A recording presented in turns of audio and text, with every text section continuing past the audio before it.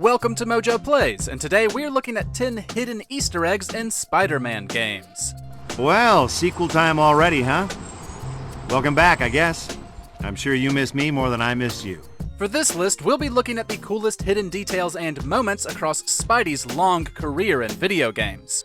If there's an awesome Spider-Man Easter egg we missed, let us know about it in the comments. Before we begin, we publish new content all week long, so be sure to subscribe and ring the bell to get notified about our latest videos. The Sanctum Sanctorum, Ultimate Spider-Man.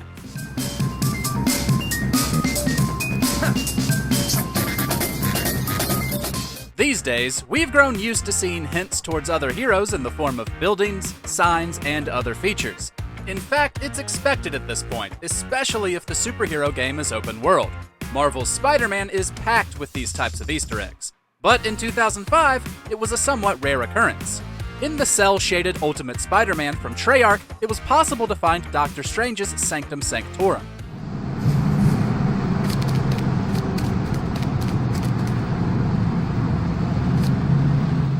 Of course, Strange doesn't appear in the game, and just like the PS4 release, you can't go inside. But it was nevertheless a cool spot to stumble upon back in the day. While there are other Marvel landmarks to find, like the Baxter Building, the Sanctum's signature window makes it stand out.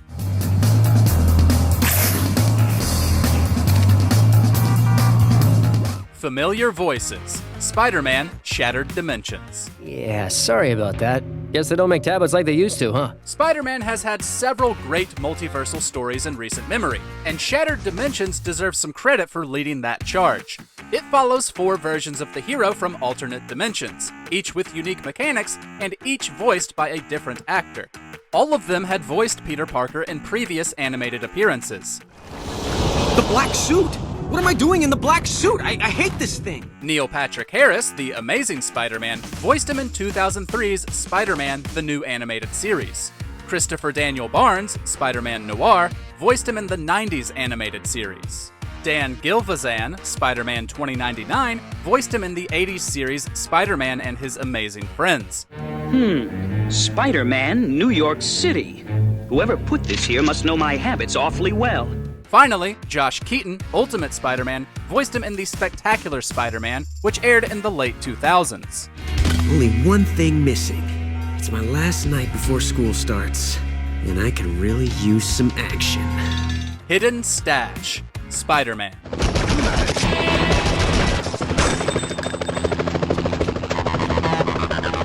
For Spider-Man's first ever 3D adventure, Neversoft knocked it out of the park.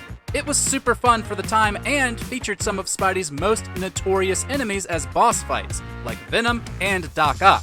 Green Goblin, one of his most infamous villains, didn't appear, but you could find a pretty neat Easter egg that hinted towards his existence.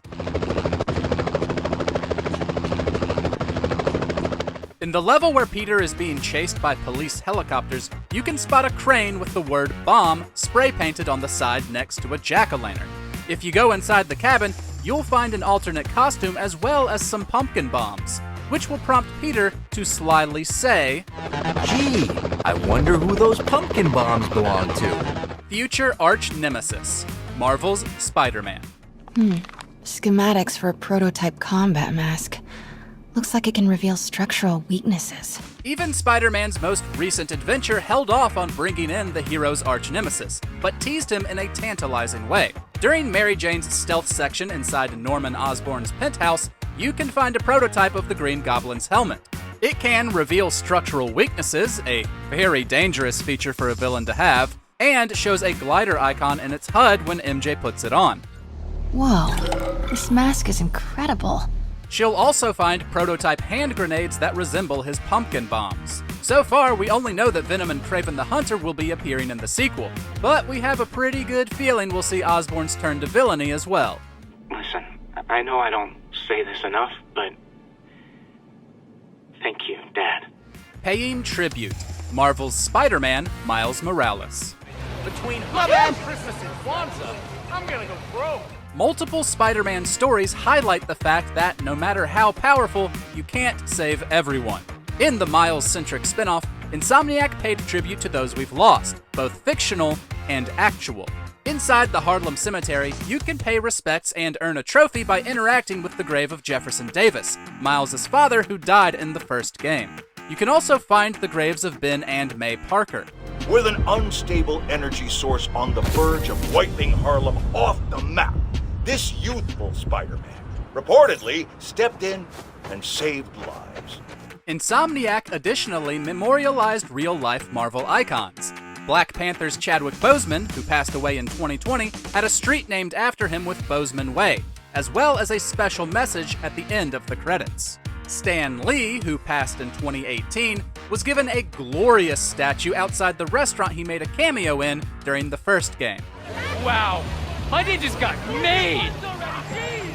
Deadpool's Pause Rants. Spider-Man, Shattered Dimensions. Congratulations, Spider-Man! You've ruined my broadcast and you deserve your prize. The fragment? That won't do! If Deadpool appears in a video game, he needs to be just as cavalier with these zany fourth wall breaks as he always is. Wade Wilson appeared as a boss for the Ultimate Spider-Man in Shattered Dimensions. In this universe, he was anti-mutant and the host of his own show, Pain Factor, which forced mutants to compete to stay alive. Pain Factor! With your host, the anti-hero for hire, the mask for your task, the guy who won't die, Deadpool! That may be more villainous than what we know him for now, but at least he still showcased his signature self-aware humor. If you pause during his fight and take too long, Deadpool will frequently complain about it and mock you. Oh, look at the widow baby with the cute widow pause button. He'll make several clever jokes, like accusing you of having a problem and calling you a pauseaholic. Classic Wade. Bruce Campbell's hidden line. Spider-Man 2. Well, sequel time already, huh? Welcome back, I guess. I'm sure you miss me more than I missed you. For the tie-in games of Sam Raimi's original trilogy, Bruce Campbell narrates the tutorial sections. This itself is an Easter egg, as Campbell made cameos in all three movies and starred in the Evil Dead trilogy, which was also directed by Raimi. But there's a hidden line of Campbell's in Spider-Man 2 that should be impossible for most players to hear. Anyway, things have changed around here since last time, so they dragged me back at great expense to explain what's up. If you die during the tutorial, which you can only do by hacking the game to make Spidey shoot into the sky and come falling back down, you'll hear this. Well, I'm not sure how you managed to die. I mean, seriously, unless you're a professional game tester, there's no reason for you to be dying yet.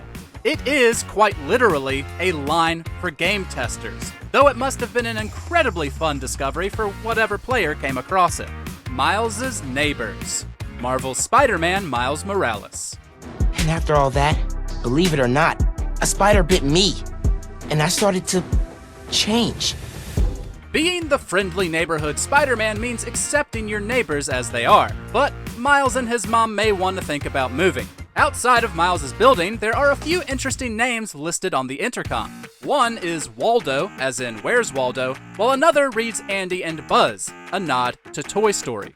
Those neighbors are all well and good, but one tag further down reads Cthulhu, with an adorable squid doodle next to it.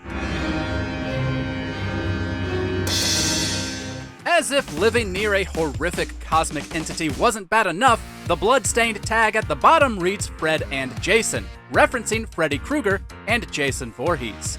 Their apartment number, 13F, is a nod to the latter's franchise, Friday the 13th. I'll have to pass that message myself, won't I? Sewer-dwelling Ken, The Amazing Spider-Man.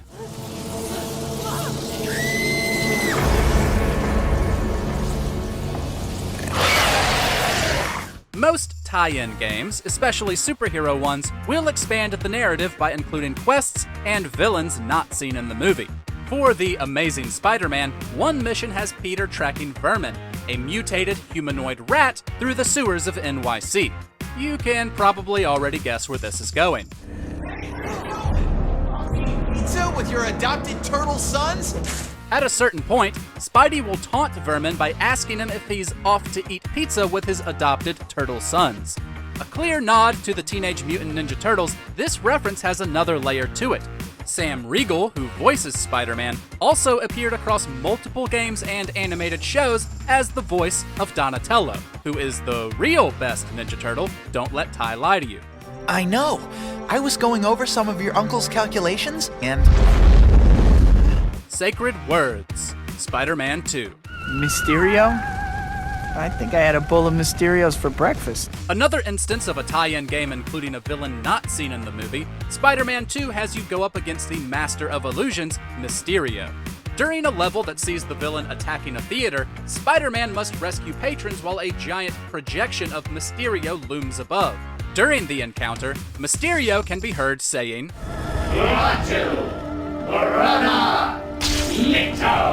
This famous phrase originated in 1951's The Day the Earth Stood Still.